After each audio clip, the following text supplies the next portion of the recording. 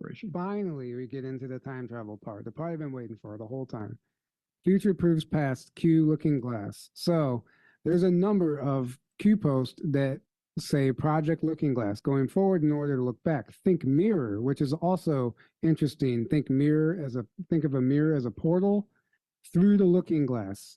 I don't know how many times they would say looking glass, Alice in Wonderland, Alice in the Mad Hatter, Alice in Wonderland, HRC equals Alice. It came up over and over again.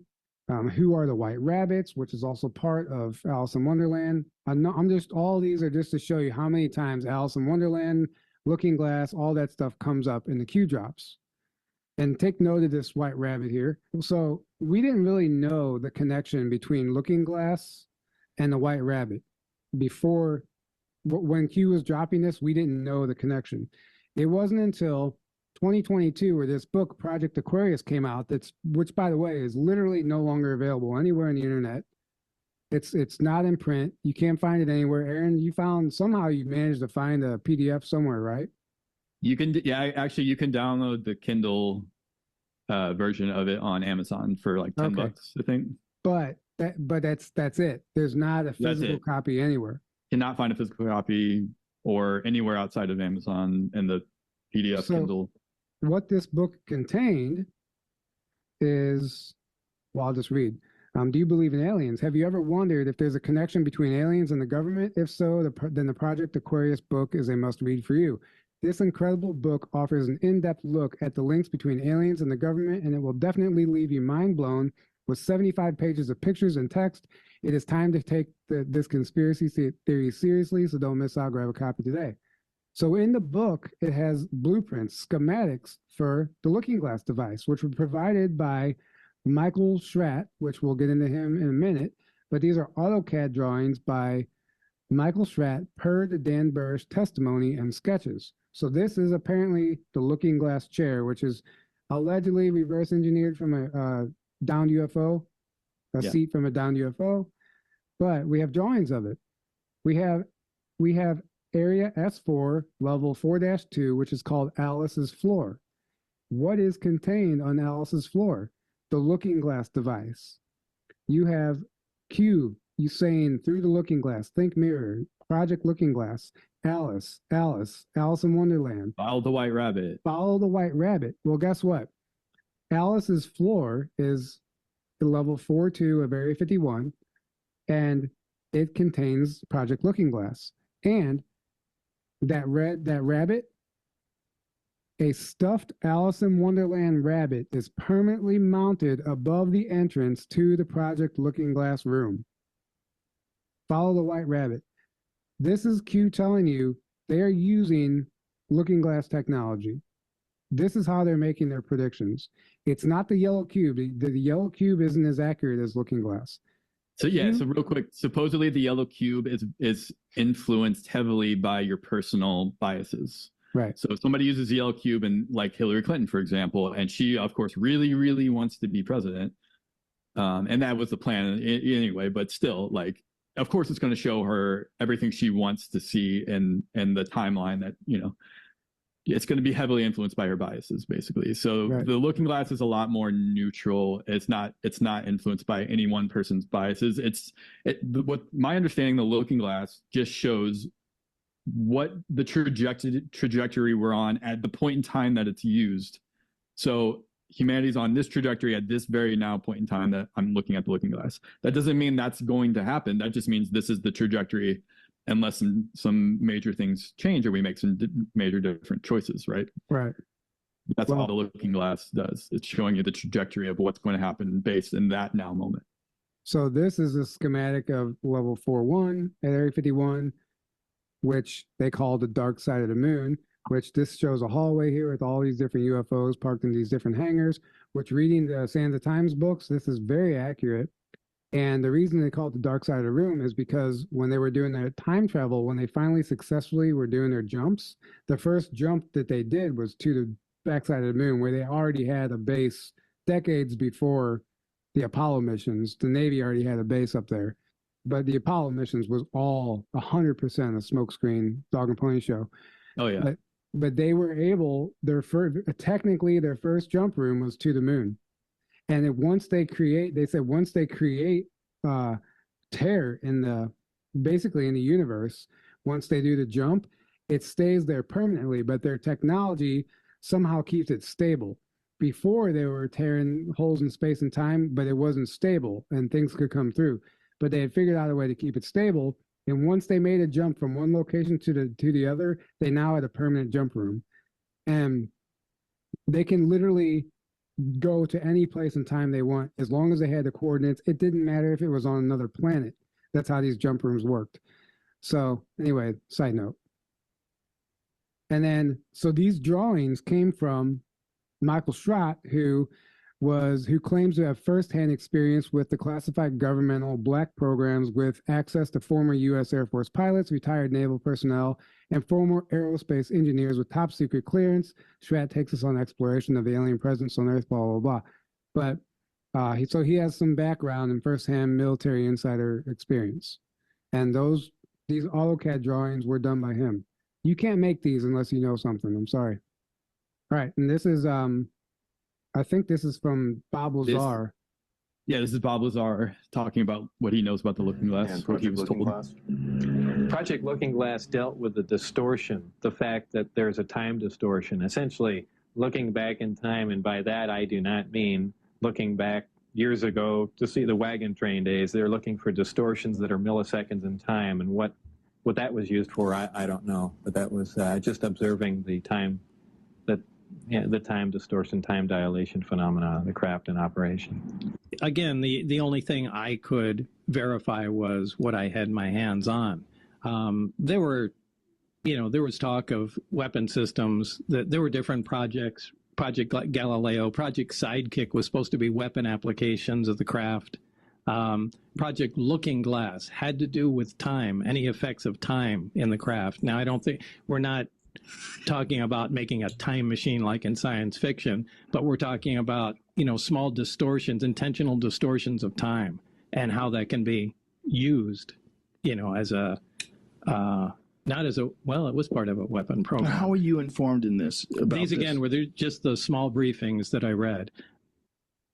Now, what's interesting about Bob Lazar in the Sands of Time books, they talk about, so when they were doing all this time travel stuff in the background, they this is when they were trying to kick off their disinformation campaign because too many people were getting close.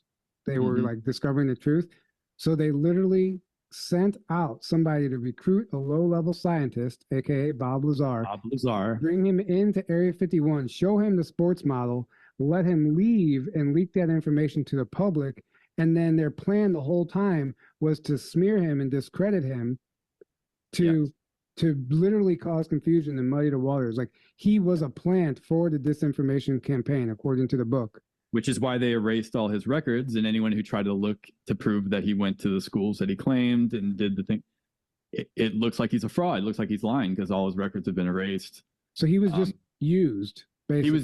He was a pawn used as a disinformation, even though a lot of what he says is true, but it's still, he's very much a well, it's true, but then they come out and discredit it. So like, he must be. And it just causes. But even the Looking Glass stuff, like, no, he's only saying, it's just little distortions in time. It was a time travel device. Yeah, it was a time travel device, but all they told him was that. So that's all he knows, And this is on Joe Rogan's podcast. He's talking about this. So, right.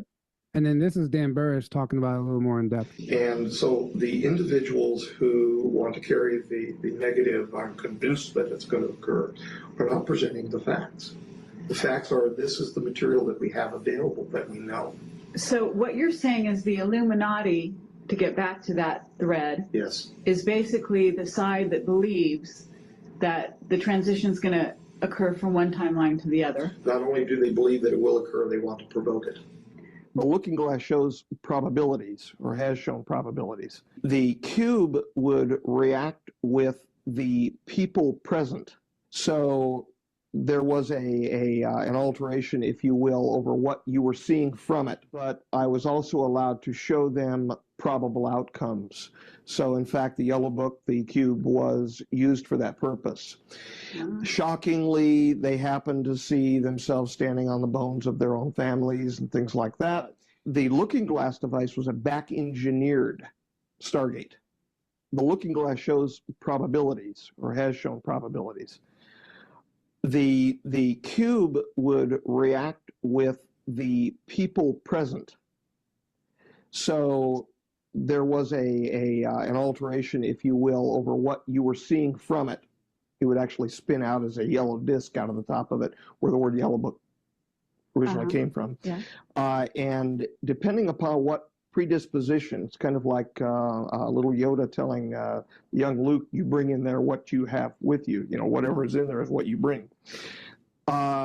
You could then change the perspective, the tilt, if you will, the orientation or angle of the information being presented back to you.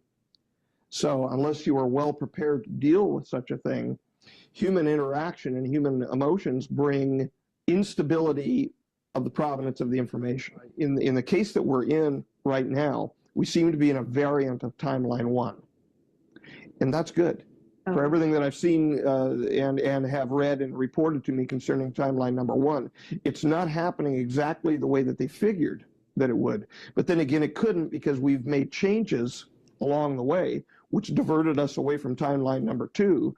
And in so doing, our future, again, I regard our future as something which is pretty much a blank slate. We're writing it for ourselves. And so we are now seeing something coming to pass which is slightly different than the prognostication, than the probabilities that we were seeing. And I'm good with what we're seeing so far, but you know, we are still faced with the challenges, the environmental degradation. Yeah, so there's a perfect explanation. The looking glass would see 2 timelines, an ascension timeline and a dystopian timeline, and they couldn't see past 2012. Right, and they were always trying to divert us to timeline 2, the timeline they wanted us on. Yeah, the New World Order timeline, et cetera, et cetera.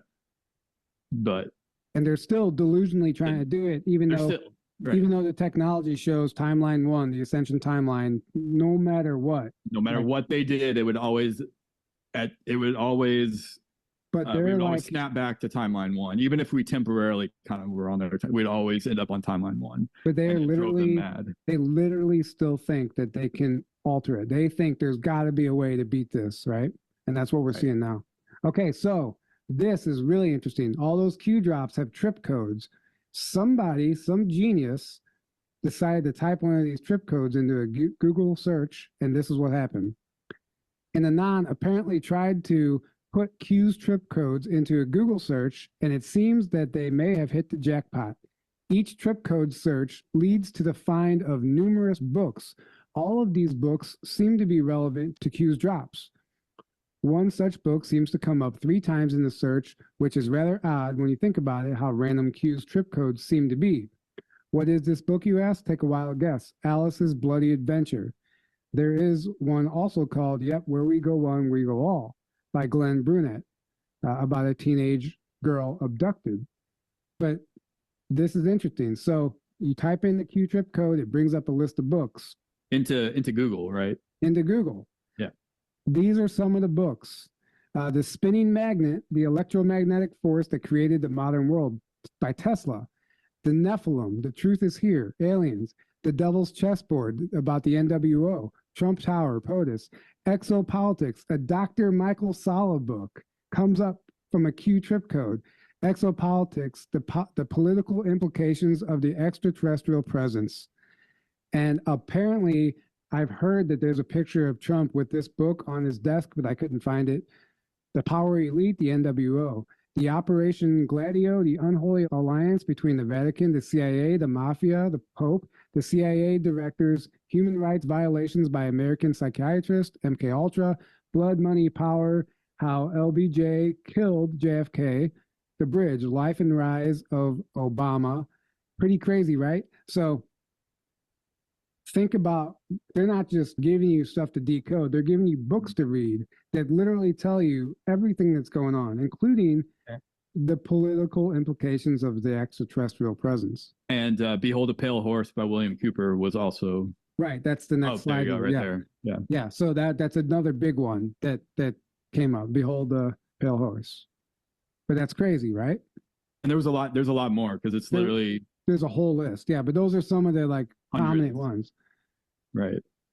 And then Q said, you can count the people who have the full picture on two hands. Of those, less than 10 people, only 3 are non-military. Why is this relevant? Game theory. Outside of a potential operator who has been dialed in with orders specific to his or her mission, nobody else has this information. Operators never divulge. Alice in Wonderland. Well, that's crucial. People always speculated who are these 10 people who are Q, and the 3 non-military were always speculated to be extraterrestrials, which we're going to get into. Yep. Ding, ding, ding. But this is the Sands of Time 2 talking about the same thing, how less than 10 people have the whole scope. And if you don't mind reading this, Aaron.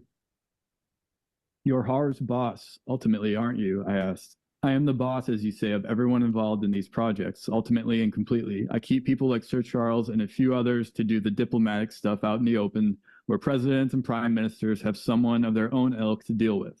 Me, I am more of the backstreet brawler type that looks to get the job done any way I can, using any methods necessary.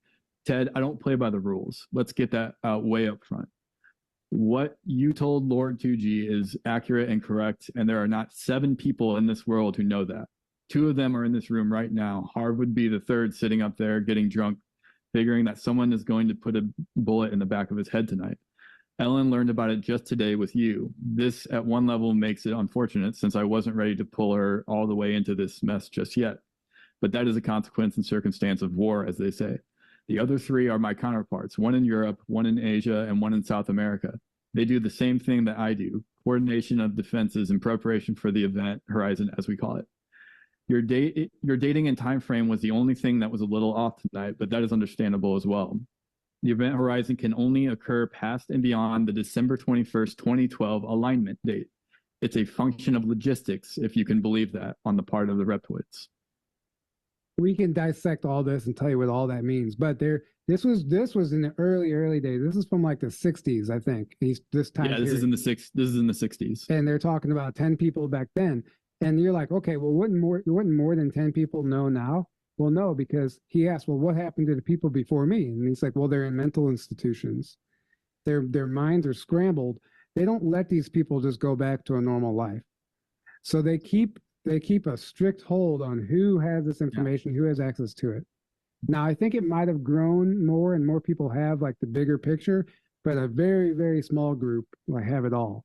This is the highest level of classification there is, period. Top of the pyramid. Right. You're dealing with the ETs and this level of technology. This is the highest level, and this is what they even the good guys in the military and stuff, like it's very highly guarded information. So this is another really good episode of John Warner IV, whose father was a secretary to Neighbor, and his cousin is actually Chris Mellon, who many of you guys know to be one of the popular UFO guys out there. This is a great episode with him. Him talking about the Navy having access to time travel years ago. There's a story that a Navy friend sent to me. I don't know if it's true, but I'm going to tell it to you anyway. Everyone knows the Philadelphia experiment story. High voltage, T. Townsend Brown did the main mass with the emitters. Physicist John von Neumann, I think the Varian brothers and Vannevar Bush and the MIT Rad Lab, John G. Trump, they were all involved. Anyway, it went south. They didn't know what they're doing. Like I said, a lack of a psychic navigator. In the Navy, they're like, oh, fuck that. We'll just flip the switch and see what happens. Yeah. But my friend sent me, he said, there was this Navy crane ship. And a crane ship is this big beamy ship with a giant crane. It's for salvage operations. Now, the story goes that in 1936, this ship, and I think with some other Navy ships, were on a salvage mission, officially. But unofficially, they were looking for pieces of Atlantis technology. And what it were these crystal structures. Well, anyway, the ship was equipped with powerful electromagnets and radio emitters. And I'm not sure who was involved, but, probably Tesla is my guess. Maybe he was on board. Anyway, they found this structure. They sent down a Navy diving bell and maybe some divers. on the hose line, and they found this one structure. Tesla probably knew to activate it with this electromagnetics. Well, it came on, and like the Bermuda Triangle, a portal opened, and this ship went either into the past or the future. No one's quite sure. And what they came back with, no one knows. But the ship's name was the USS Kearsarge, Kearsarge.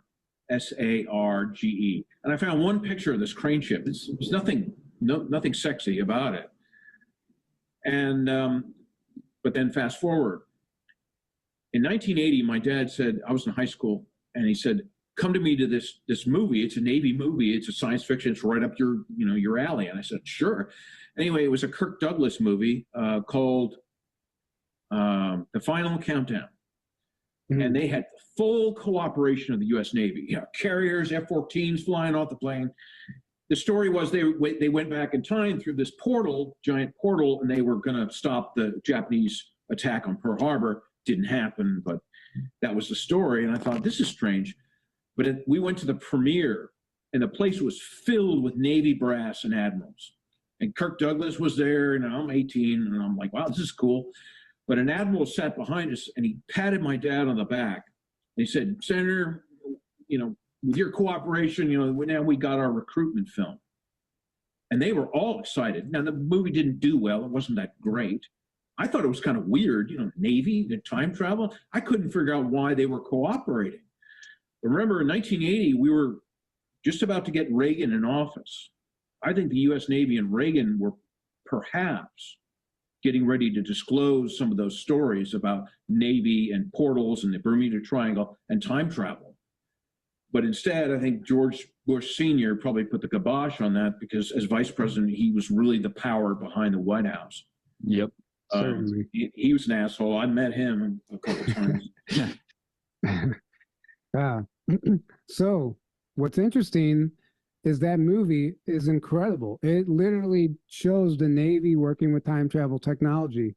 And if the story that he told us is true about literally all Navy brass being at the premiere and talking about it being their recruitment film, like Top Gun is a recruitment film. That's the film that's supposed to get people excited about joining the military. Well, why would they put out a movie about the Navy using time travel, going through portals as a recruitment film, unless there was some truth behind it? The film, I recommend watching this movie. It's better than he makes it sound. There's lots of disclosure in this film. The Final Countdown, go check it out. And then we all know Trump introduces the Space Force. So now we're bringing the Naval Space Fleet into this, the Space Force. It's pretty clear that Trump already knows about some of this stuff, but we're going to get into a little bit more of that. So Trump announced a new logo for the Space Force. The other is Star Trek Starfleet Command. So look how similar it is to Starfleet Command and Star Trek. Yeah. It's almost the same exact. Exactly. And people were making fun of it because, it's sci-fi. But I think they're telling you, like, hey, guys, Star Trek is real. And basically what you see in Star Trek is pretty much disclosure of the Naval Secret Space Program. Right. There's been insiders that have said Star Trek is disclosure of the Naval Secret Space Program of Solar Warden. Right. And Trump, they released a symbol, like, oh, come on. First of all, it was interesting enough that Trump signed Space Force into command anyway during his presidency. And he's like, okay, time to bring this stuff to the public's eye, right? They need to know we have a secret space program. Also, there's a character in Star Trek called Q who is a time traveler. I mean, come on. You can't even make this shit up.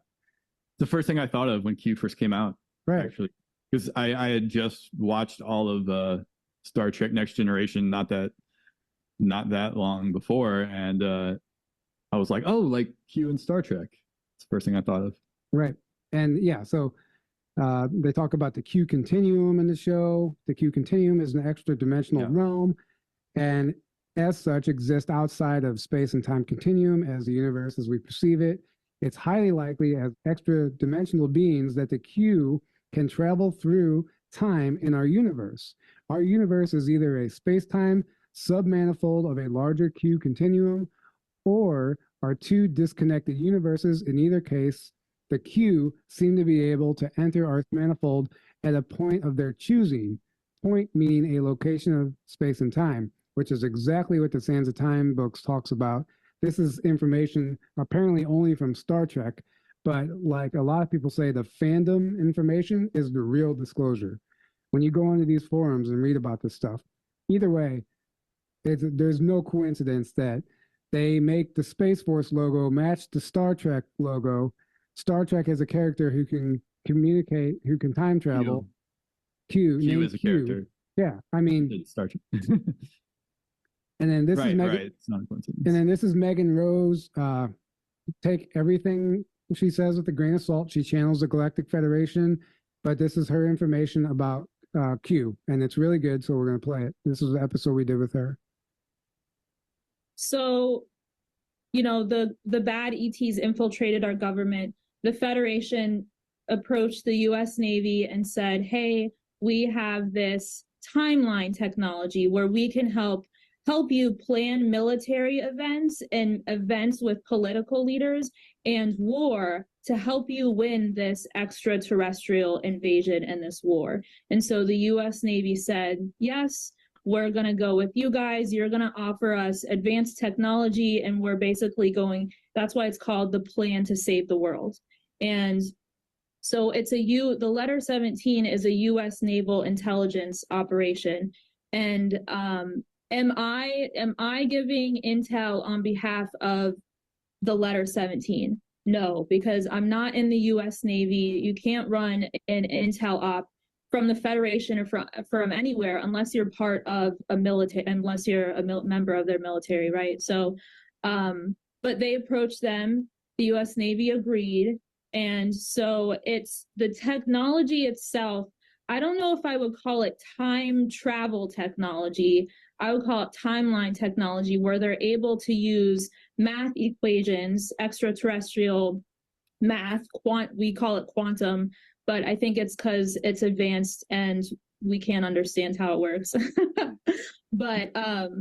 But they use math equations to predict certain events or predict the outcomes of certain events and where to go and what to do and how to strategize their military. So I don't know if it's time travel technology, but it can predict the future or predict certain outcomes. And so what I know about that is that that's been successful. And that's why they say nothing can stop what's coming. The best is yet to come. The war is won before, we know about it, because they have predicted and been successful at getting us onto a certain timeline that leads to the liberation of humanity. And yeah, the Federation and the U.S. Navy approached Trump to run for president, and he agreed. Right. So he's working with them. So Trump isn't necessarily responsible for the operation. He's just being agreeable with them, and it's a military operation. Right. And there's been a few other people that said, like David Wilcock always talked about Trump being approached also and asked to run. And he actually has a lot more of the story in detail on how the meeting occurred. And Trump didn't really want to do it at first, but then he saw some of the videos and some of the things, and they showed him the magnitude of the situation, and he finally agreed. So yeah, he was recruited. He was approached by the call them the White Hats, call them the Alliance, call them whatever term you want to call them. Let's just say the factions of the military that know about the cabal, know about their agendas, and they are fighting for humanity. They're fighting to free us from this cabal's enslavement. They approached Trump along with a couple other people at least, and Trump was the only one that agreed to do it. And the rest is history. Aaron, do you mind reading through this one real quick? So this is from Megan Rose's book, Welcome to the Future, and she does a very short half page on the Q operation, the Q movement. But it's a great synopsis, great summary. The Q movement was a United States naval intelligence operation that emerged on the Internet of Terra during the Trump administration. Many Terrans observed this operation as the work of the Trump administration. However, it was the work of the Earth Alliance and the United States Navy. The purpose of the operation was not to secure President Trump a second term, but a highly important operation with extraterrestrial involvement. The U.S. Navy operated this program from secure naval intelligence servers, a simple fact that the mainstream media conveniently ignored. The movement encouraged patriotism and family. It was the Federation and the Earth Alliance's goal to reveal certain truths regarding the cabal on planet Terra. The operation revealed the existence of elite pedophile and human trafficking rings that were serving the extraterrestrial infiltration on Terra, aka reptilians. As popularity of this movement grew, so did the counterintelligence operations. The counterintelligence discredited the movement in the following ways. They refuted the Q movement as a conspiracy on mainstream media, and secondly, spread lies and confusion among the followers of the movement via the internet. The operation was successful, although many Americans felt disappointed in the presidential election of 2020. It was all part of the plan. Future proves past. Yeah, great summary. Yeah, really good summary. And this is President Donald Trump on Tuesday signed a directive centralizing all military space functions under a new Space Force, which will be overseen by the Department of the Air Force. And this is a photograph of the signing of that bill. But some people, I think it was Johann Fritz, maybe, I forgot where this information come from, said that standing in this room next to Trump were two extraterrestrials, a Pleiadian commander and a Lyran commander. And obviously, there's no way to prove this. There's no way to back this up. It's all hearsay. What I do know is if I didn't screenshot this image with these labels on it, we would not be looking at it today because it is no longer on the internet. And I've even reverse image searched it. The only thing that comes up on a reverse image search is the original photo, not the one that has the labeled commanders. Whether or So not it's been scrubbed from the internet, and that should tell you probably there's some truth here. And she has the Punisher, looks like the Punisher skull, which shows up a lot in the Q drops as well, which is something we didn't actually cover.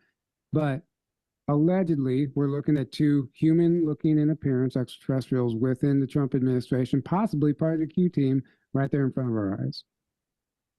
And these are my favorite Q drops. So an Anon said, "Q, are we alone? Roswell, question mark."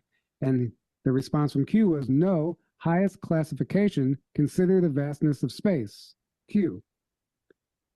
Then someone else said, "Did NASA fake the moon landing? Have we been to the moon since then? Are there secret space programs? Is this why the Space Force was created?"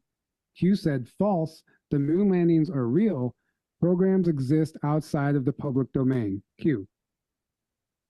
And then somebody said, real quick, that doesn't mean there wasn't fake footage used. They did film a bunch of fake footage, and that's what which you can the find. Majority of what they showed the public was the fake filmed footage. So it's both. They filmed the fake stuff, but they also went. But according to the Sands of Time books, like we already had a base on the moon before the Apollo missions. Right. Oh yeah, way before. Yeah. Right. So yes, that's what they're telling you. We're not only been to the moon, we have literal command center up there. And they didn't tell the public what they actually saw, what the astronauts actually saw on the moon, and that's why they were so depressed when they got back. As David Adair, who met them and talked to them, pointed out, he asked them firsthand why they were so depressed, and they kept saying, "I can't tell you, I can't tell you, I can't tell you." Right. And then he just was like, "Okay, well, they clearly saw some things they weren't supposed to see, right. or they can't tell the public." So my favorite, this was an Anon. "Just to shut the flat earthers up, Q, is the earth flat?" And they just said, no. No. Simply no. And then you guys might have seen this video I posted today of Daryl James. I just recorded this today with Daryl James. Thank you so much, Daryl, for agreeing to do this for this webinar. This is what Daryl was told about the flat earth psyop while he was in the Navy. I was in United States Navy. I was a Seabee. I was on an underground base in St. Maughan, England, when I was made aware by my executive officer, who first name was Robert, about Solar Warden, the United States Navy space program, and I volunteered for the program. And he could see after I got out of the military that I was looking at videos and things like that on the internet. He brought up flat Earth, and he said, if you watch a video of somebody who is talking about flat Earth, they either don't know they're deceiving you, they're being deceived, or they're deceiving you on purpose. He said because Flat Earth was a PSYOP, psychological operation, invented by Michael Aquino back in the 80s, who was a psychological operations officer in the Army. They say he's dead now, I'm not sure. But yeah, he was a Satanist. He started the Temple of Set. He was under, Anton LaVey, the Church of Satan. He started out there with Sammy Davis Jr. and all those guys. But yeah, that's what he told me. He told me that it was, like a PSYOP. It was just a way to start, create confusion. I asked him why they did that. And he said, it's just a way to create confusion, which is the Satanist way, like anarchy.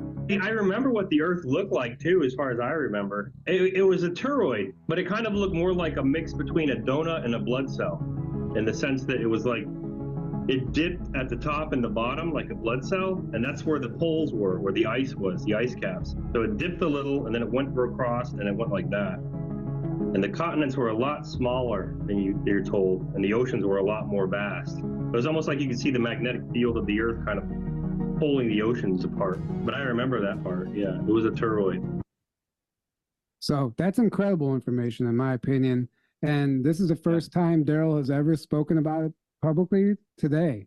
And I was on the phone with Daryl this morning. Him and I talk a lot. And he nonchalantly brought this up. I was like, Daryl, let's get on a Zoom call. I'm going to record that. And he's like, okay, let me shower.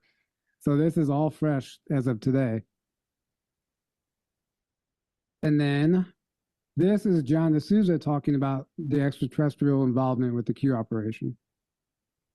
I do believe that there are benevolent entities that are working with the Alliance, that are working for our good, for our benefit, and who are probably with the leaders of the Alliance all the time.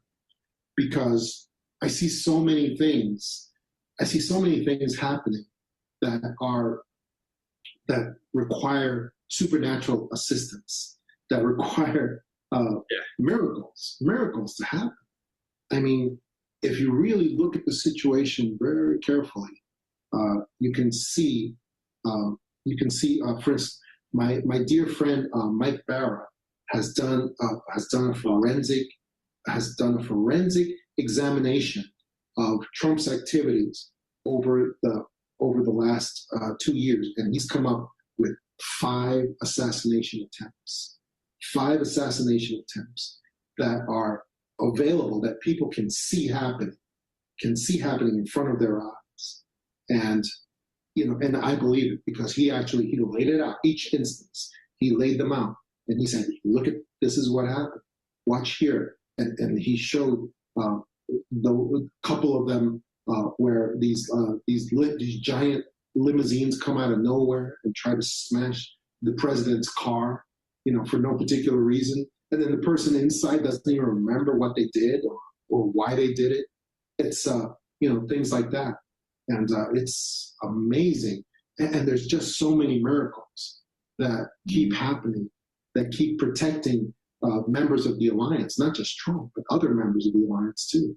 And it's, so I do believe that, as we've seen in the past, there are benevolent alien entities that are working with this, and who have much greater power than the ones on the other side. And so there you go.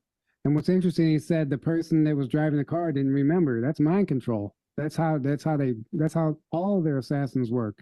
It's all MK Ultra. They have alters. We understand all that. Before you leave office, will you let us know if there's aliens? Because this is the only thing I really want to know. I want to know what's going on. Would you ever open up Roswell and let us know what's really going on there? So many people ask me that question. I know it sounds almost ridiculous, but it's actually the real question I want to know. It sounds like a cute question, but it's actually, there are millions and millions of people that want to go there, that want to see it. I won't talk to you about what I know about it, but it's very interesting. But Roswell's a very interesting place with a lot of people that would like to know what's going on. So you're saying you may declassify? Oh. You'll take it? Well, I'll have to think about that one, right? All right. I'll have to think. All right. Look at Trump's facial expressions in that video. Like, you can tell he knows way more than he's able to say. Like, and he's just like, actually, I'm like, I know a lot about that, actually. He's like, actually, your mom is a Pleiadian, so. right, exactly. So, year of the UFO, Donald Trump ordered report into alien phenomena to be released. Donald Trump ordered a report into the unidentified aerial phenomena as one of his final acts as president, with outlets now predicting 2021 could be the year of the UFO. Obviously, it's been like the years of the UFO, but that we can potentially thank Trump for signing this into effect. And yep, former Israeli, this is from NBC News, former Israeli space security chief says extraterrestrials exist and Trump knows about it. A galactic federation has been waiting for humans to reach a stage where we will understand what space and spaceships are. This is on mainstream media. They're talking about this. I mean, how much more obvious can you get?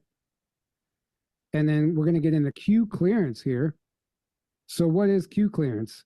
Q clearance is a type of security clearance offered by the United States Department of Energy. It's a top secret clearance. They just go in saying, they don't make it sound that significant on the internet. They don't want you to think Q clearance is that big of a deal.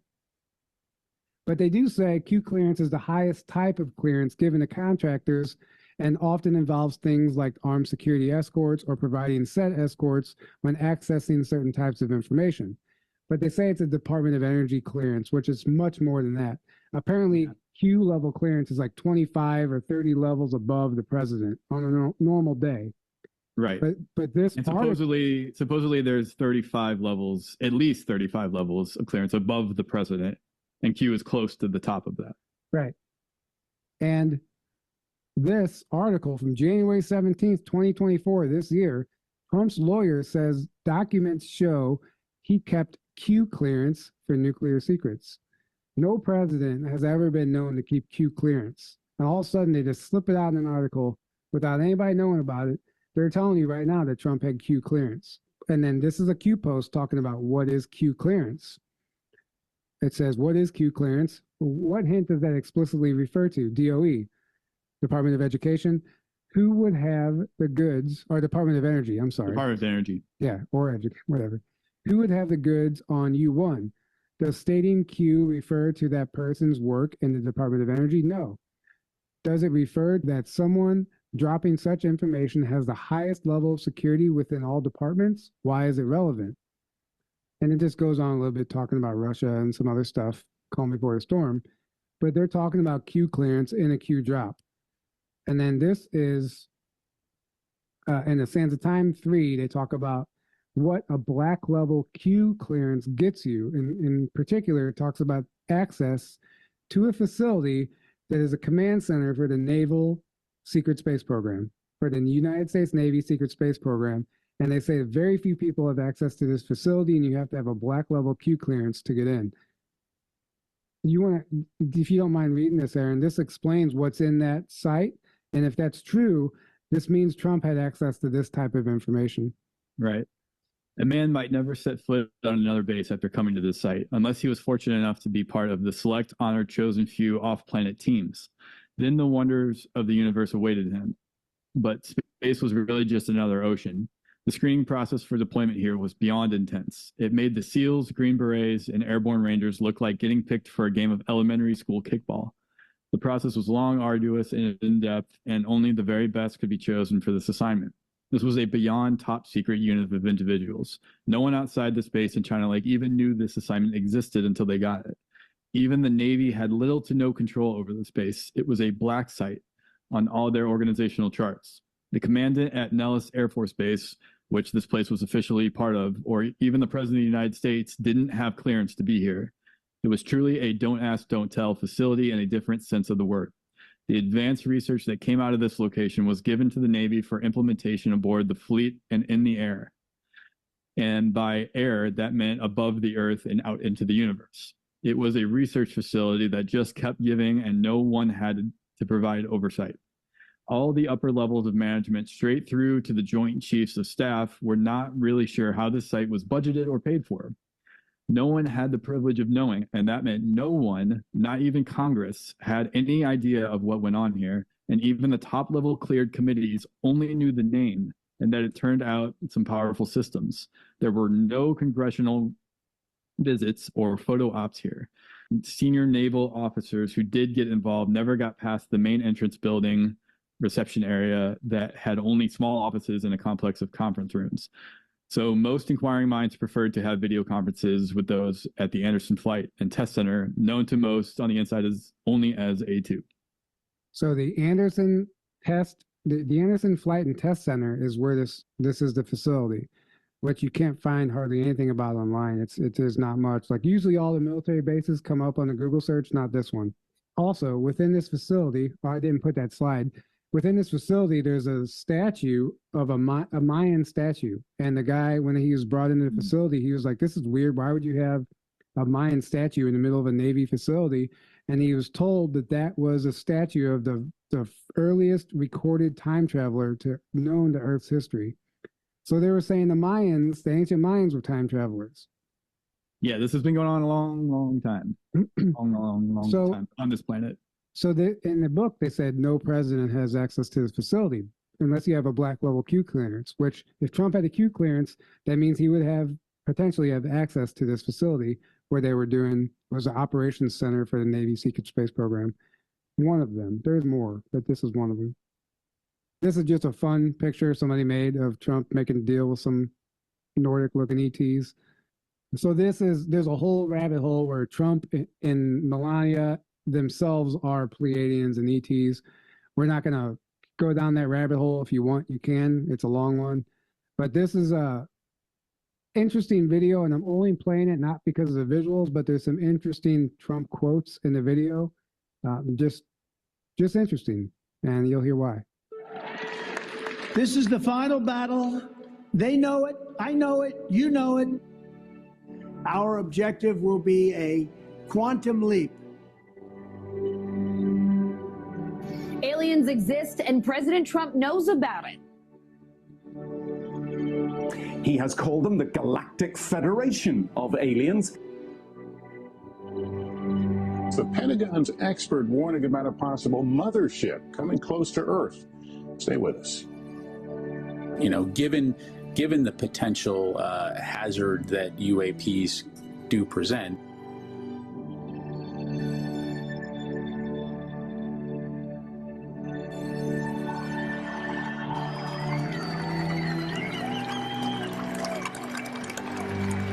And when I'm reelected, the best is yet to come.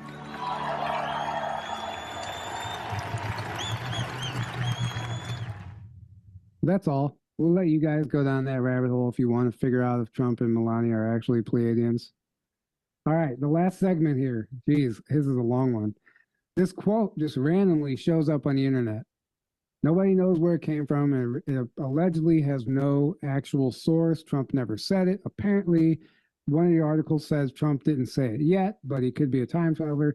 But the quote is, "I don't know why time travelers are trying to kill me. I'm just a real estate developer." And it's a meme, it's on t-shirts, it's everything, but it's stemmed from somewhere. Where? We can only speculate. This is Brad Getz. We did a whole episode on Project Looking Glass, which I highly recommend. And this is him talking about a little bit of Looking Glass and Trump and John G. Trump. I actually was trying to go to kind of debunk it in a way. And the more I found and the more I was talking about it and all this stuff, I don't know, it makes a lot of sense. Like, I feel like there's actually something to it. And I remember thinking, like, man, is time travel possible? I kind of came away from that dig thinking there might be something to that. And like, one of the things that really got me was some of the Barron Trump books. That's at least what allowed me to consider it all. There's 3 of them. There's 2 Barron Trump books, and one of them involves time travel, and he has a mentor, a Don. I mean, Don is also a title, you know, but his mentor is Don, who helps him go in time travel. And there's all these interesting passages in it, and even they're in the Library of Congress, so they're you know, confirmed old books. And this author Ingersoll Lockwood, right? He has the 2 Barron Trump books, but then the 3rd one is called The Last President, and it mirrors, maybe not exactly, but it mirrors Trump's presidency, like a little bit. It starts off with a president from, I believe, Manhattan, who they're protesting in the streets on Fifth Avenue, which Trump Towers on Fifth Avenue. And in this 2016 election, they were protesting in the streets in front of Trump Tower. And it's just certain things. And they're saying, you know, he was, they were kind of maligning him and lying about him because he was an outsider, that he wasn't like a politician, and just things like that are super interesting. And then Ingersoll Lockwood, you know, he wasn't a nobody either. He knew Abraham Lincoln. He was a ambassador, which, you know, Trump, he's brought up Lincoln from time to time. There's a whole interesting stuff. And really, too, I think it's just kind of could be mired with the fact that John Trump, his uncle, who he really admires, was the one tasked with going over Nikola Tesla's works. And Nikola Tesla is rumored to have said there was an old, I think there was like an old newspaper article where Tesla, he was sitting in a cafe and one of these reporters had come in, just happened to see him, sat down with him. And according to legend, I had looked for the article, and there's a whole chunk when this article is supposed to be where all of a sudden every Nikola Tesla article was kind of removed. And I thought that was interesting too. And apparently, as urban legend goes, he told this guy that he was fried, like frazzled. And Tesla told him, I just saw all time at once, and that he went through some energy thing that kind of sounded a lot like what Andrew Basiago was describing with the two towers and with the two booms and going through it. And as urban legend goes, that Tesla told him he walked through this thing and he saw the past, future, and present at the same time, and that he was kind of sitting in this cafe a little freaked out about it. So I don't know. It's weird. Did Trump get something? Did John Trump see something and then, you know, told his family and passed it down and they used it? Great episode. I can't recommend that episode enough. It's another one. It's another gem. Brad Getz, I forgot what episode number. Somewhere in the 100s. That's all I remember. Interestingly enough, this was just on February 8th, 2024. Trump just truthed this on Truth Social. Just a picture of his uncle, John G. Trump, at MIT, long before it was woke, he said. So this is a rare interview that I found. The universe leads us to stuff when we do these digs, of Trump being a trained physicist and at MIT. And listen to this. So other than his uncle being a student there, what is the correlation between Donald Trump and MIT? Mr. Donald Trump had a friend at MIT. His name was Yukio Takahama. He taught Donald Trump how to speak Japanese. What, you're kidding? Donald Trump is very fluent in Japanese. He turned into quite the mathematician as well. He studied with the brightest minds. Donald Trump was studying physics with this Japanese guy. Is that what you're saying? At MIT? He studied physics and mathematics, correct, in MIT. But he wasn't even a student on the record. So was he getting private tutoring, or? He was being tutored on campus. So therefore, in my opinion, that makes him a student. Whether or not he paid is none of my business. So let me ask you a question. Do you think Donald Trump is a physicist?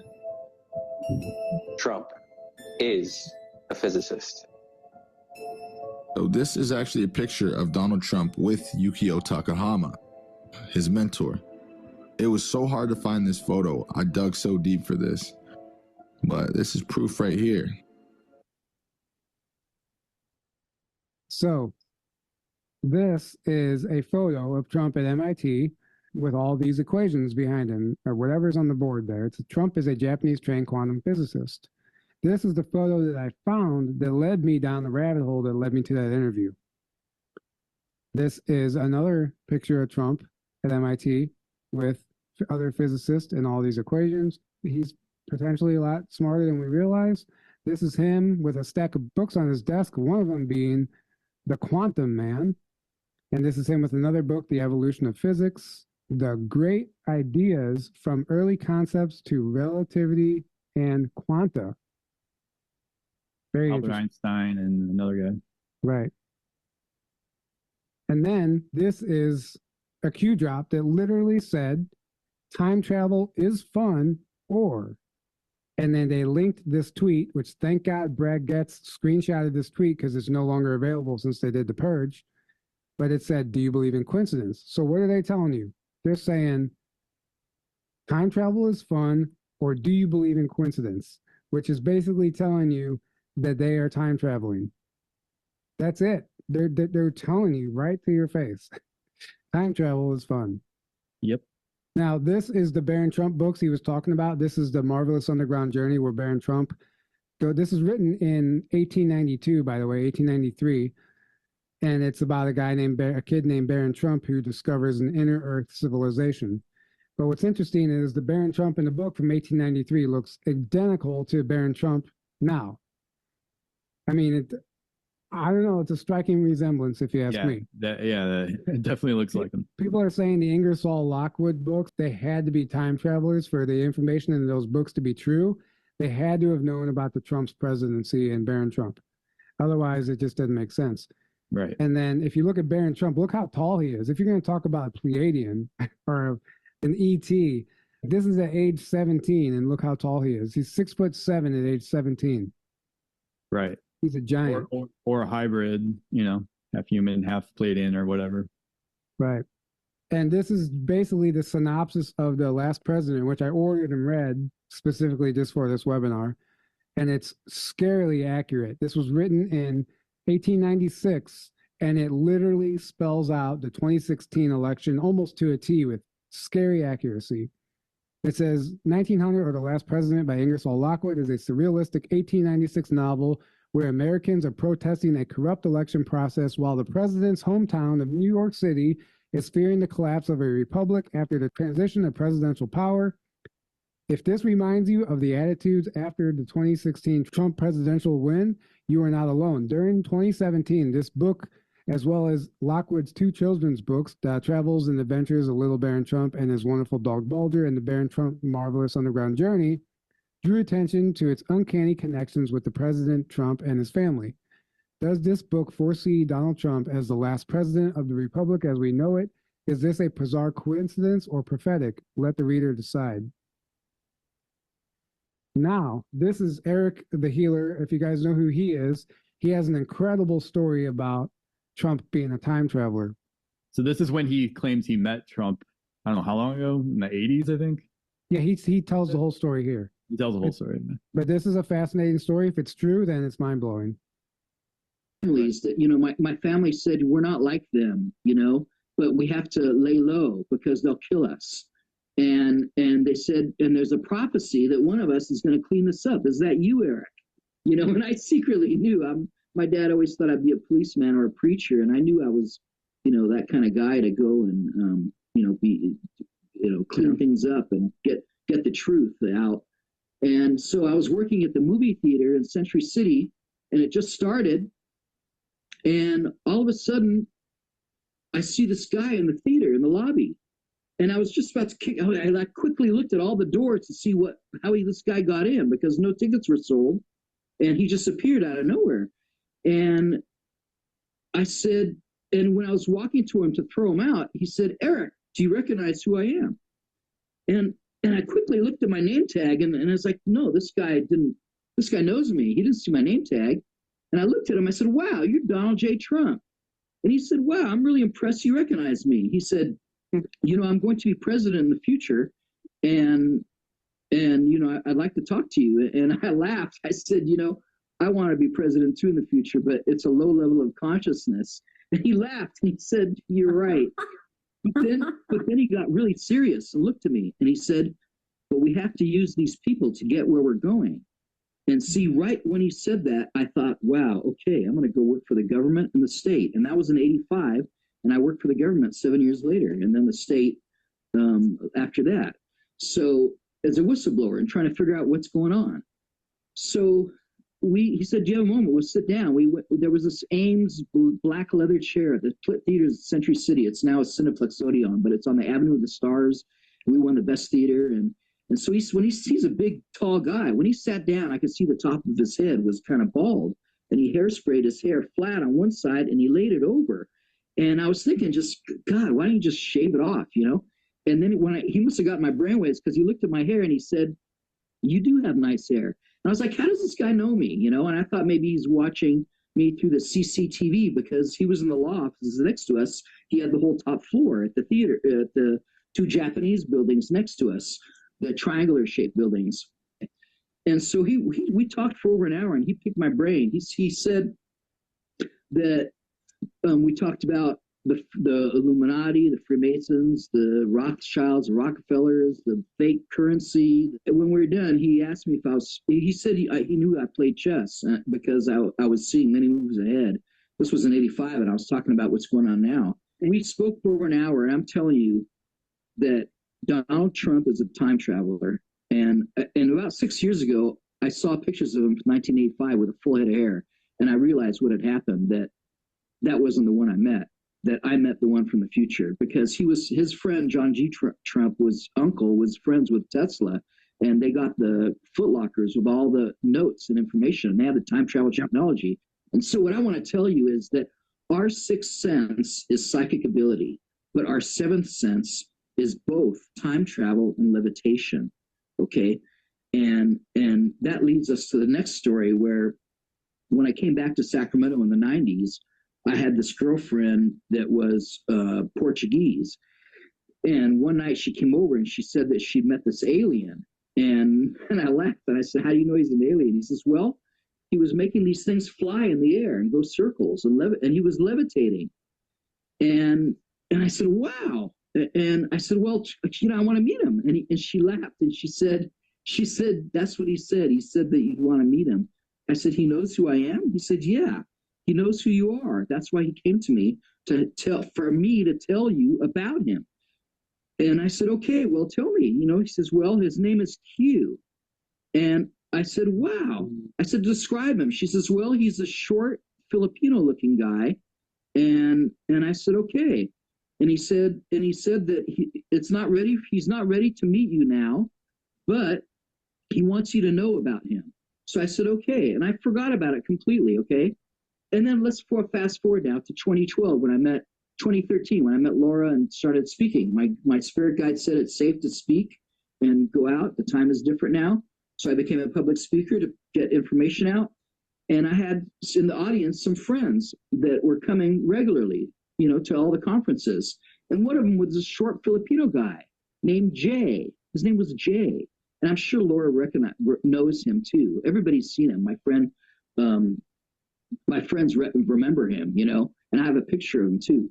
And so we were at Joshua Tree, and I parked always by the pool, and I was about to go in the jacuzzi, and Jay showed up, and he had a woolen ski cap, and I didn't think anything of it. We're in the desert, it's hot kind of, and he's wearing a wool ski cap. Well, he wants to go to the jacuzzi with me and talk. So he pulls off his ski cap, his wool cap, and all of a sudden, I see him shapeshift. I see his head is a heart-shaped skull. And I just was shocked. And I said, holy shit, you're an alien. And he smiled and we hugged. And he told me, we like what you're doing and we want you to keep doing what you're doing. And I was like, I was just so shocked. And I felt this guy's love. And then he offered me this green drink that I wish I had drunk. But, hindsight is 20/20. And it would have probably activated me and woken me up or whatever. But I said no. I thought I was too crazy, and I was in shock, and I didn't want any, and I really wish I had some. But last month I was looking at a keyboard, and I saw the letter J on it, and I thought of him, and I smiled, and then I thought to count the keys, and I started counting which letter of the keyboard J was, and it was the 17th letter on the keyboard, and I smiled, and I realized that I'd met Q, because he was a short Filipino guy.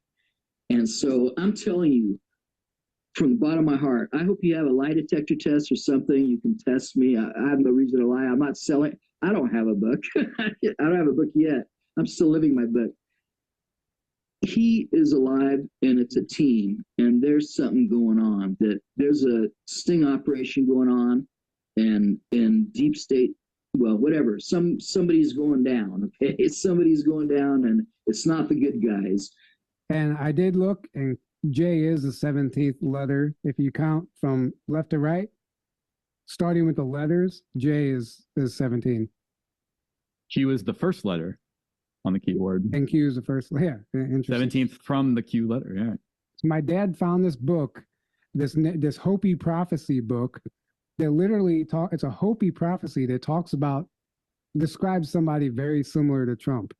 Check it out. Actually, the book is called The Bear Tribe's Self-Reliance Book. And I'll put pictures of this on screen, which is not what you would never look to this book for research about, whatever, Trump.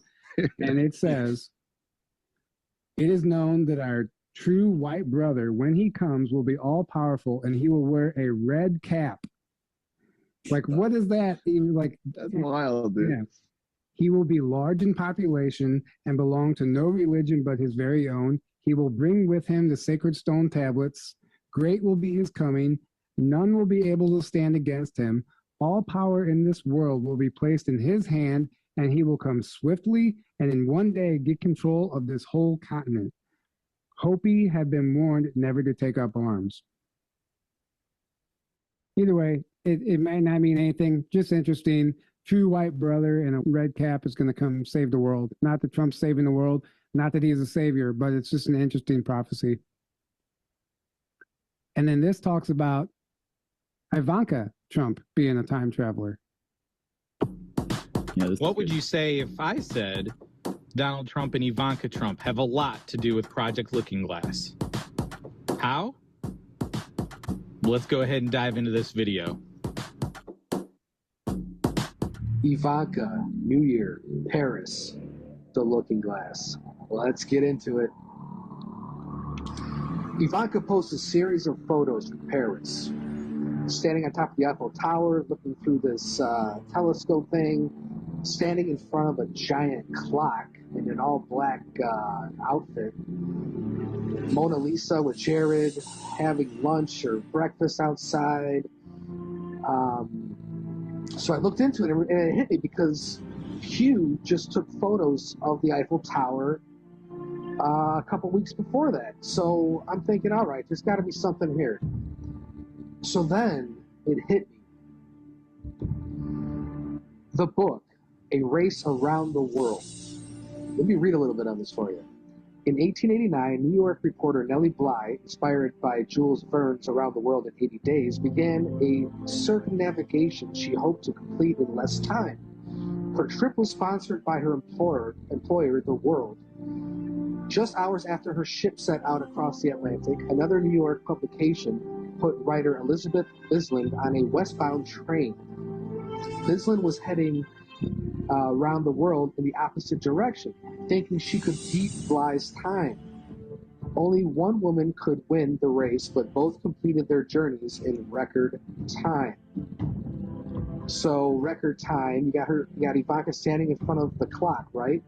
So that's, I'm like, okay, this is kind of cool. But what drew me to the book was what they were wearing.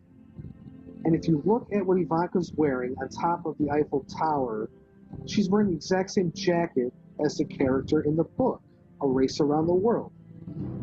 And behind her on the covers, they have a picture, or, a clock behind these characters, and they're literally trying to beat time. So, Looking Glass, time, you've got this anomaly with, this coincidence of the jacket. But now, you open up the book. Now let's flip to some pages in the book, and what do we have here? The main character getting off at the train station and just happened to be wearing the exact same outfit that Ivanka is wearing in front of the clock tower. I mean, that's 2 for 2. That's insane. I mean, there's definitely a connection here of some sort of coincidence. But wait, let's see what else we can do with this. Now back to the cover of the book. I mean, look at the sky in the background. It's almost, it's practically the same sky as in the Paris photos from Ivanka's Instagram. Again, probably just purely coincidental. You have Ivanka's Instagram with Jared looking at the mirror, the glass. Literally the looking glass, okay? The yellow background, and she just happens to write, reflecting on a new year with the yellow heart. Now, why the yellow heart? Yellow heart is Q in the color code. We've seen Melania do this with the yellow dress, and now Ivanka with the yellow heart. Again, signaling Q, the color. Now, with all this going on with the Instagram photos and the looking glass ideas and all kinds of stuff like that, the clothing, time travel, how do we take all that and connect it to a Q post, okay? Now, Ivanka's Instagram posted at 5:48 a.m. Pacific Standard Time. There just happens to be a Q post with the words "racing around the world" in it. The date of that Q post is May 4th, 2018, which is 548. So, are the Trumps all time travelers? After reading the Sands of Times books and realizing how the time travel devices literally basically become watches, something you could wear on your belt or a watch, if it's true, why couldn't they be? Why could this whole Q operation, like, it's a temporal war? Yeah, I mean, the evidence points all to that, right? So this is finally the media asked Trump about Q, and this is Trump's response. After all this time, everyone wanted to know why the media never asked Trump about Q. All right, while we're denouncing, let me ask you about QAnon. It is this theory that Democrats are a satanic pedophile ring and that you are the savior of that. Now, can you just once and for all state that that is completely not true and that disavow QAnon in its entirety? I know nothing about QAnon. I just told you. I know very little. You told me, but what you tell me doesn't necessarily make it fact. I hate to say that. I know nothing about it.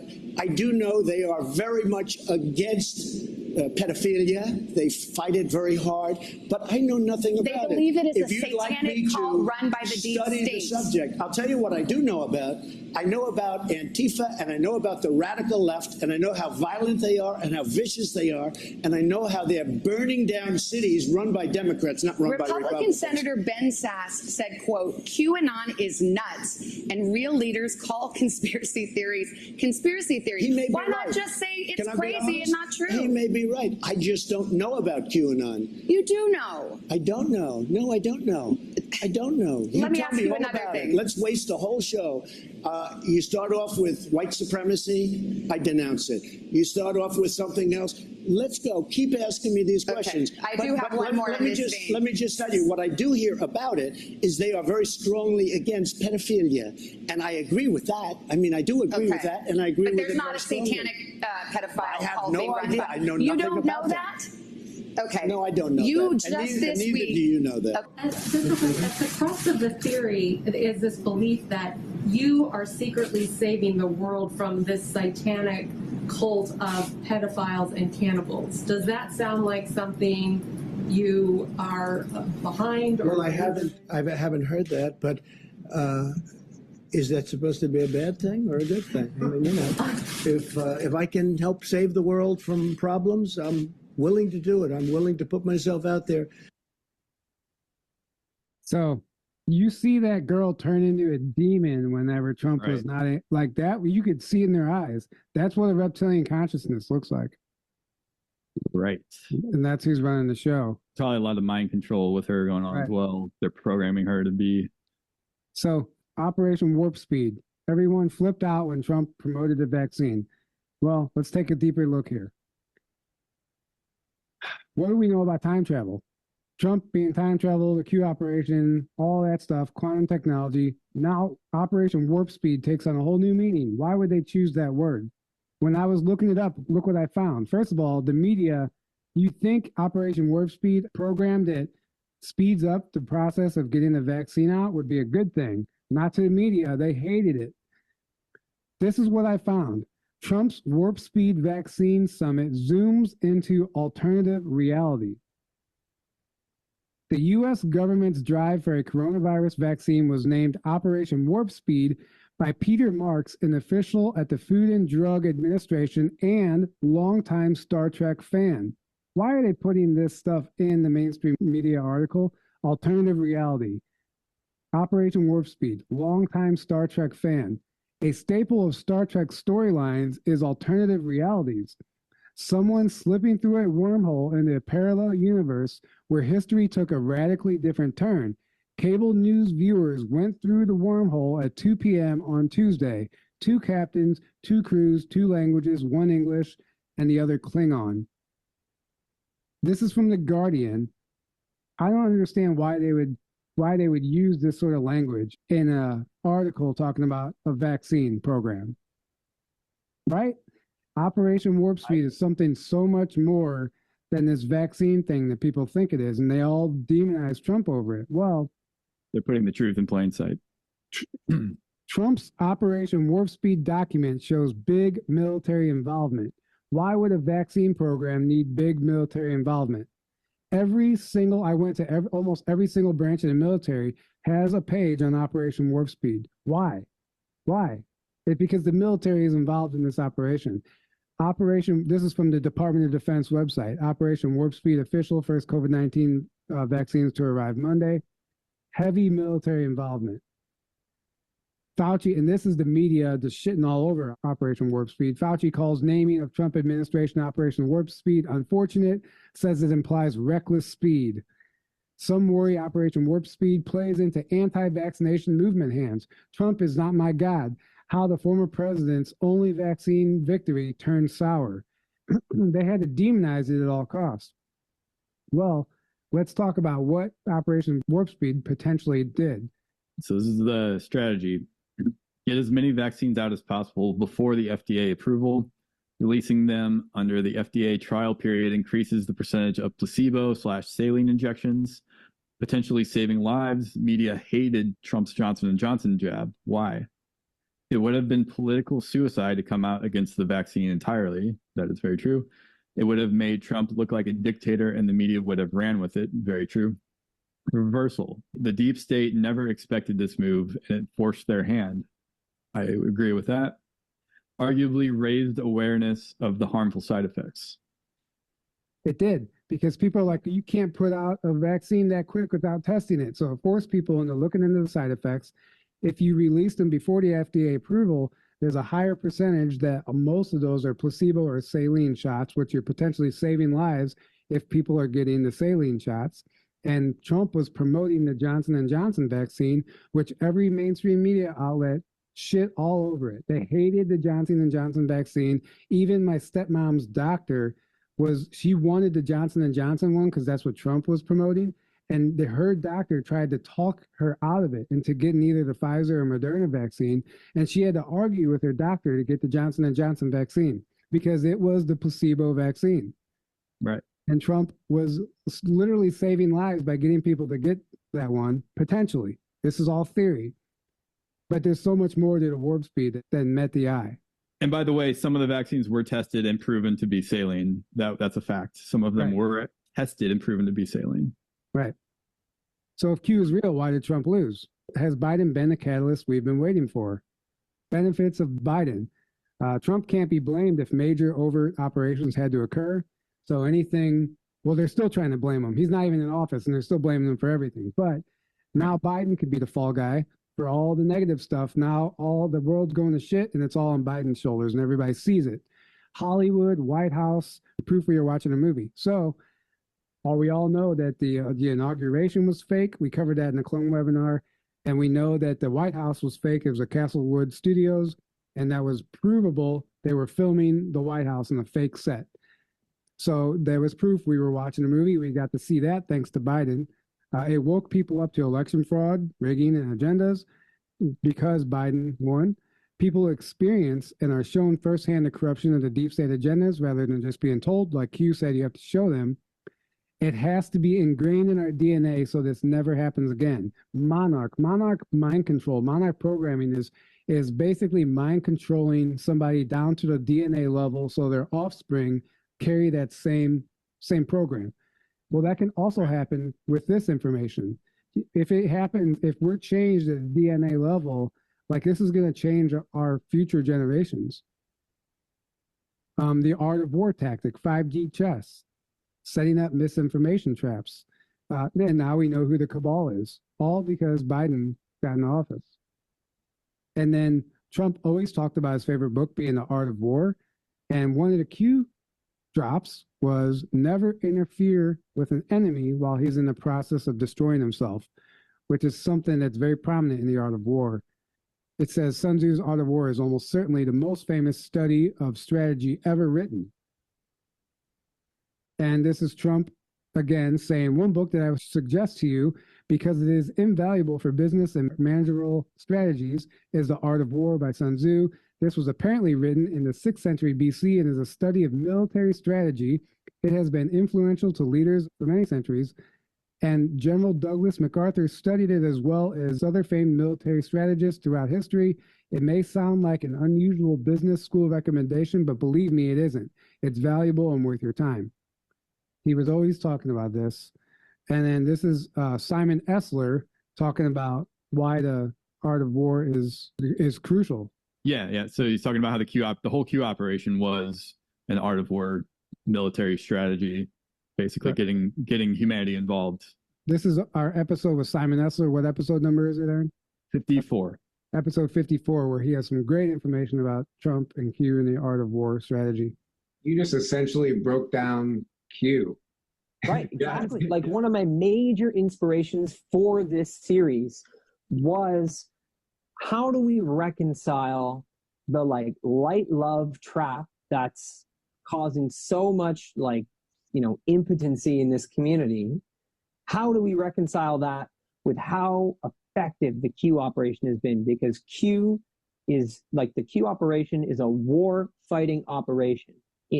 All its effectiveness comes from war fighting, from the wisdom of war, right? That's 100% what's going on. So you cannot love and light your way into the kind of effectiveness Q has shown, right? And it's just a numbers game, the number of people that operation has woken up. So, you look at that and it's okay, well, clearly war fighting strategies and war fighting has something to give here because people are waking up in droves. Yeah. Based on this operation. So what can we learn here?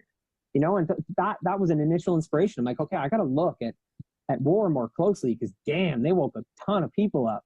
They found a way to basically engage the public as a war fighting tactic, right? So it's to me, the war fighting strategy that Q is utilizing is based on the removal of the deep state. That is the larger strategy at play, right? It's about removing this embedded collective of actors from power, fully, completely, entirely, and legally. Then, you have that overarching strategy, and then within that strategy, there is an operation that's about informing and activating the public and turning this awakened portion of the public into an asset for that war fighting strategy.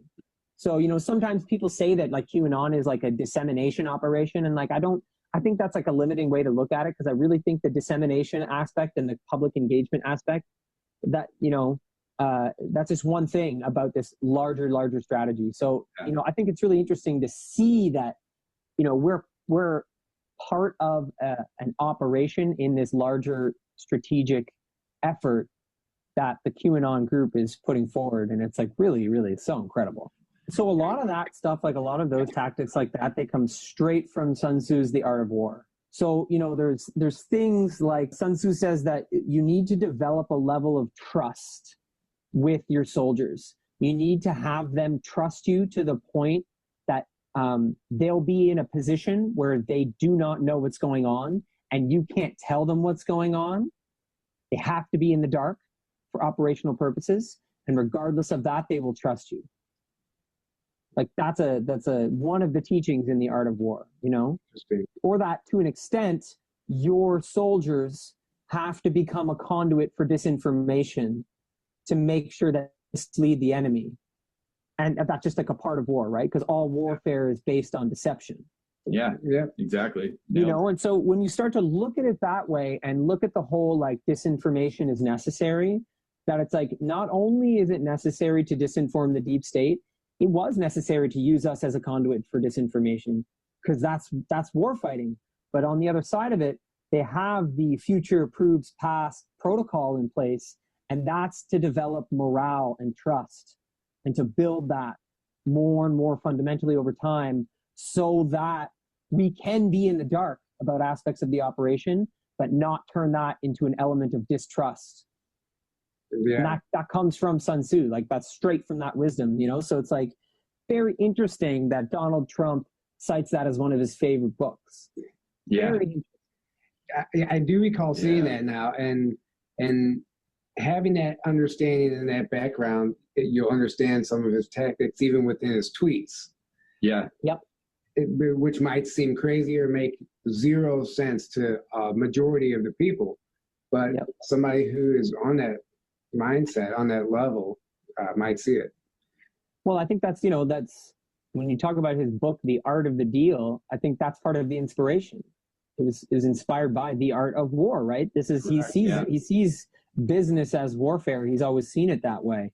Yeah. So, to put someone of that mindset into the office of the president and then into this collaboration with all these military and intelligence people that are like top of their field. I mean, that's just so crazy. It blows my mind constantly. Yeah, great explanation, breakdown of the art of war. And this is a meme I made back whenever Biden got inaugurated. I said 1 week into his fake presidency and Biden is red pilling more people than Morpheus. Right. I remember that even early on, like people were waking up just because of Biden himself. Overnight, all the fake executive orders, the fake signatures, nothing matched up. I mean, it was all fake White House set that clearly was being filmed in. Right. Okay, this is it, guys. This is one last video, and then there's like 2 slides after this, and we're done. So Daryl recorded this specifically for this webinar, and he was told back in 2005 about the Q operation, and this is what he was told about it.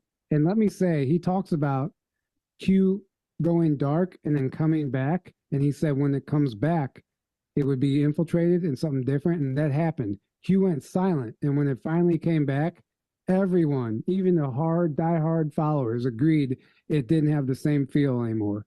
And this is Daryl's explanation. So when we first interviewed you, you told us about Robert, your XO, telling you about the Q operation and what it would be. But this was back in the year 2005, if I'm correct? Yeah, I think it would have been about 2005. Yeah, around 2000. Or early, it was probably like the winter, like January, February of 2005. So at this point, you were back from the 20 and back, and you were on the military base here in real time.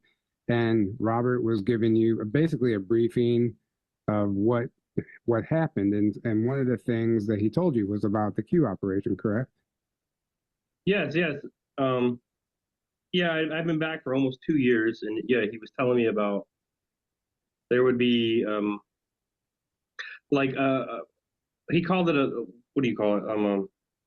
A coup. That's what he said. Yeah, he said there's going to be a coup. But he said it's going to be a good coup, like a coup that you want. And he said part of that, is there's going to be something called Q. And Q, he said, was like military officers and some enlisted, but not just from the United States, like all around the world. And it would be kind of like this Q resistance thing. But he said that it would be real in the beginning.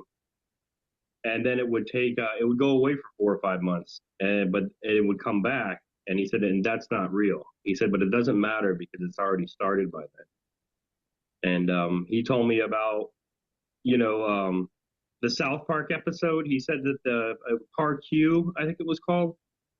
And he said that the military would approach Trey Parker and Matt Stone from South Park to do that episode. And he said that, the characters would be a little over the top with the whole Q thing.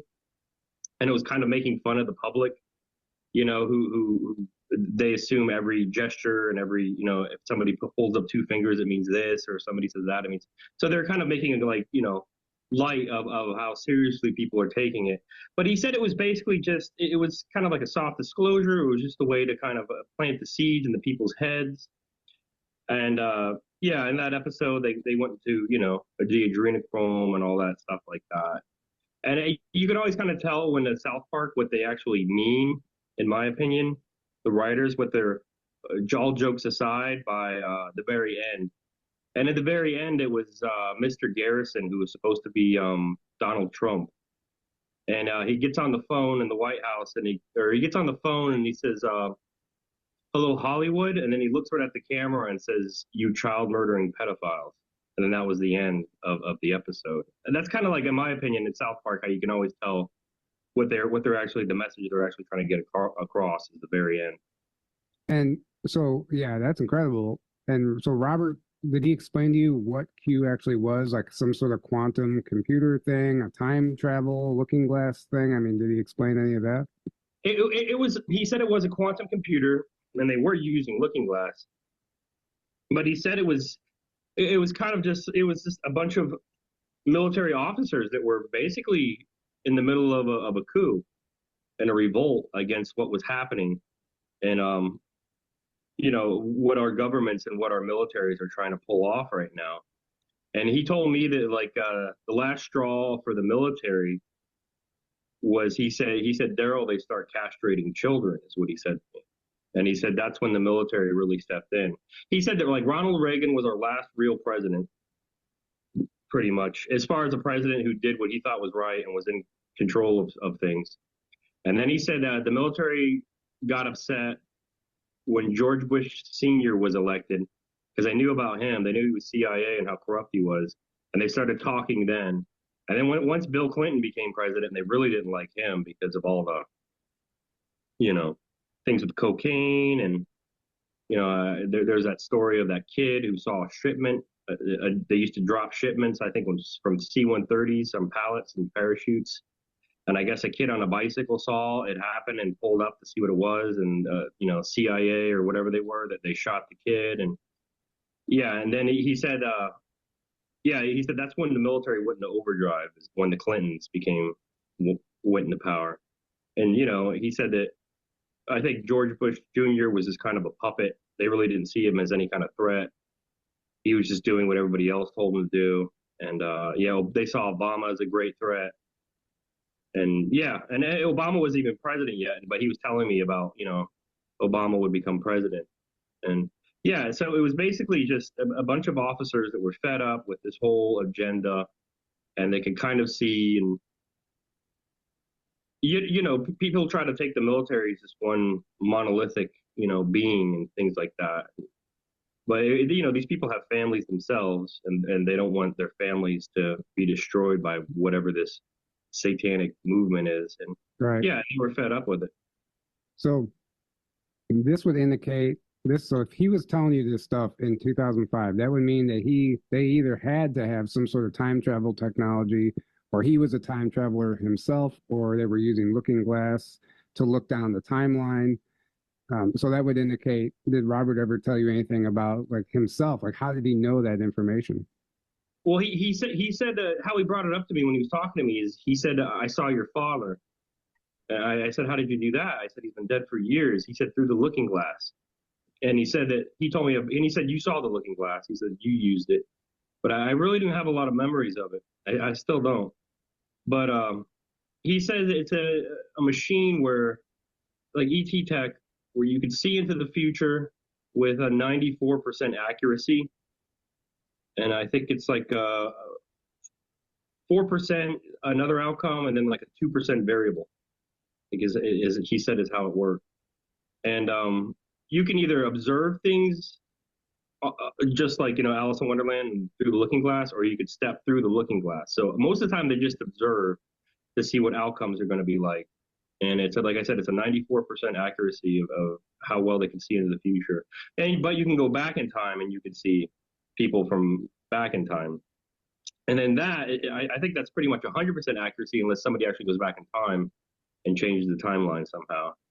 But from where you're at in time, if you go back from there, then it's pretty much 100% accuracy. But from where you are in the future, it's only about a 94. But 94 is still pretty good. Mm-hmm. And he said he saw my dad, and he raced cars, and he was telling me he had thick glasses, and he used to roll his sleeves up on his T-shirt. He was telling me all these things, so I would believe him, because he could tell I was kind of like, you know, I didn't know what to think of everything he was telling me, and I really didn't believe it. So he kind of related to me that way, where he, you know, he took a family member that I knew, and my father, and he told me everything about him. Wow. Yeah, well, that's incredible. So, I mean, and we did see Q disappear for a while and then come back, and it didn't have the same feeling. Everybody, even the hardcore Q people, collectively agreed it didn't feel the same anymore. So, I really do think there was some sort of infiltration, but like you said, I guess the plan was already in motion, so it didn't matter. Yeah, well, that's something else he said. He said that every scenario they ran through Project Looking Glass, like this is going to happen. This overthrow of the government, as the government is right now, but it's going to be much better. He told me, he said all the world's wealth is going to go back to where it came from. He said everything was logged meticulously, all the gold, all the diamonds, all these things that were taken from different countries. This would all be given back to these countries. And it would all just be like kind of like a reset, like a restart, and then trade would be developed, and it would be fair trade. It wouldn't be any of this, sending in assassins to kill someone's leader and then having a revolt happen, and then the military comes in, and that's just the CIA's kind of like how they wage war. That they kill a leader, and then they put a puppet in, and then usually a war happens, and yeah, and no more of that. He said that's not even going to be a real thing anymore. So no more wars, none of these false wars, none of this stuff. Like I said, all trade would be very fair, and then everybody's natural resources would go back to their home countries, and it would kind of be like a restart. Everybody would just start all over again. Wow. Well, thank you for sharing all this stuff and hopping on and doing this video just for the webinar. We really appreciate it.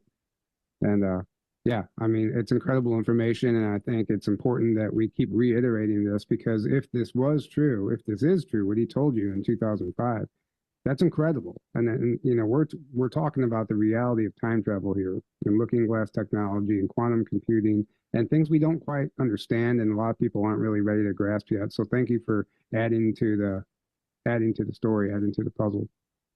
Yeah, and he said it could be slowed down, but it can't be stopped. And I think we're a few years behind as far as what they thought was going to happen. But he said they'd be able to slow it down by several years, but yeah, it can't be stopped, because everything they ran through Project Looking Glass, it all says that this is the outcome. Beautiful. Well, thanks for joining us, Daryl. Thank you so much. Of course. Yeah. Can't be stopped. It can only be delayed by a few years, and I think we're in that delay period right now. That goes along with what Bill Wood said. Yeah. He said both chess players know the game is over. All that the deep state can do is delay. He said all they can do is prolong the game, but they know the game's over, and they can only prolong so much. They can't indefinitely keep prolonging it. Right. So this is just for fun. Recently, this is from January 28th, 2024. Project Unity said, why do you think Donald Trump has a replica of the Ark of the Covenant in his home in Mar-a-Lago? Well, there's a whole fandom about the Ark of the Covenant being, and Indiana Jones being a time traveler. But why can't we find certain artifacts like the Ark of the Covenant, Holy Grail, or even alien artifacts? Have time travelers taken them? After all, what would be the value in the future where time travel is possible? And then this is a fandom page about the Ark of the Covenant being a time travel device, and Indiana Jones is secretly a time traveler. Just interesting that Trump has exact replica of the Ark of the Covenant in Mar-a-Lago, and he won't let anyone have access to it. And some of the comments under the tweet were saying maybe it's the real thing. Maybe Trump has the real thing right there. All we know it's the real thing, right? Yeah. And what's interesting, I forgot about this video. Trump is the bait, checkmate. This is crucial to play to wrap this up with. But when I type in 5D chess, the very first thing that comes up on Google is 5D chess with multiverse time travel. The very first image. And Trump and Q are always talking about 5D chess. And let's just play this last video here. Okay, so this has to be one of the biggest decodes I've ever done since I started doing videos on TikTok. Please like and share this video. If you have to, watch it again. It's very important. Now, we've heard time and time again from a certain letter of the alphabet, how do you legally introduce evidence into a court of law? Now, the military intelligence agency has been collecting data for decades. But here's the problem. They couldn't use that evidence because of a certain term called the fruit of the poisonous tree, meaning if that evidence was obtained illegally or not by the certain legal terms, it could be thrown out by a court of law. Now, we've constantly heard from 45 that he caught them all. He's got it all. all the treason, the sedition, everything against the cabal. Now, as president, or even after president, he couldn't just go to the courts and just produce the evidence, because you need to have a legal standing to present the evidence. And as we all know, the courts are corrupt. They would throw it out. They would be like, before it even goes to the discovery phase, they would say he has no standing, kind of like we saw at the Supreme Court level of the 2020 election. But instead of going to the courts, he's having the courts come to him. A lot of these court cases, especially the one down in Georgia about the election rigging, I think it's February 28th, which, by the way, is going to be televised, he has the opportunity to defend himself by producing the evidence. How do you legally introduce evidence into the court of law? He baited them into taking him to court to actually introduce this evidence that they've had against the cabal legally into the courts against them. You see, in these cases, Trump's not the defendant. He's the bait. Checkmate, motherfuckers. Checkmate, motherfuckers. It's interesting, and that trial's coming up on February 28th. So it's right here. And we are in the midst of it all, like the whole Q operation. Like, it never went anywhere. The things are still happening behind the scenes, and we might be seeing all the fruits of that labor now manifest before our eyes. And we don't know what to expect this year, but things aren't as they seem, as we know. And I forgot we added so much. So this is actually from our episode with Lexia Eisenhower, and who's going to be a speaker at our conference, and her husband, talking about black magic and witchcraft. And she brought up something very interesting about Trump in this video.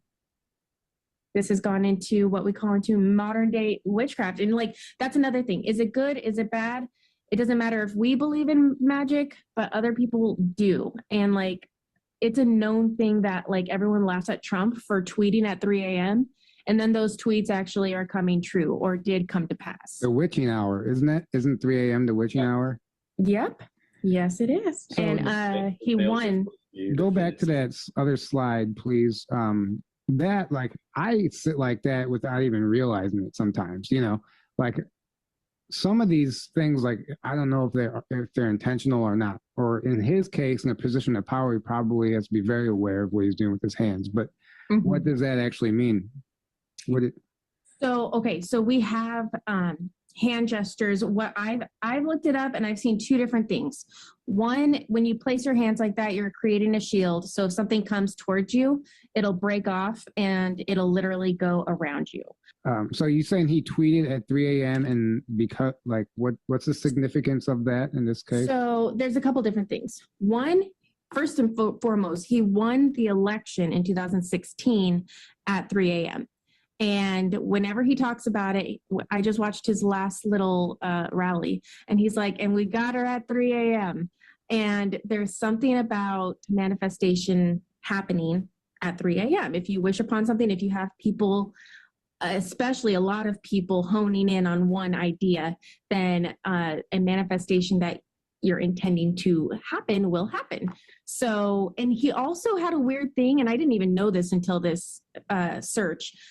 There's a bunch of times that he tweeted at 3 a.m., not just like one time. Like, these are, if you go to this article, like there's a bunch of tweets. So he set intention at 3 a.m. He won an election at 3 a.m. So just interesting to know. I don't know if it's just ironic. If you look at pictures of him, he's always doing it. It's not just like one or two times. Whenever he's around, especially in the later years when I think attacks were coming at him, his little hands are always like, oh, it's just interesting to know. One of those things like when is a coincidence too much, you know? And Tyler's right. I mean, that's a very common type of hand gesture. And you're right. He's very aware of what he is doing with his hands. Just interesting, just an interesting note to end on. There's black magic involved, and the deep state knows it. And part of the reason that they needed Hillary, even though like these people might be puppets, they need somebody of that bloodline in a position of power for their black magic to be effective. Right. Exactly. Exactly. And so this is what we're looking at. And you can bet your ass that, you know, this is a spiritual war, like they say. And what's interesting is the election in 2020 was stolen at 3 a.m. So they were using doing it using the 3 a.m. witching hour to steal the election. And that's when and Trump even made note specifically of, oh, some van or something showing up at 3 a.m. They constantly throw around 3 a.m. They know when it's most powerful to do magic. This is Trump saying, this is the final battle. He continued, they know it, I know it, you know it, everybody knows it. This is it. Either they win or we win. And if they win, we no longer have a country. World, actually. Right. We no longer have a world. Yeah, he said country. This is the Q drop. It had to be done this way. Q.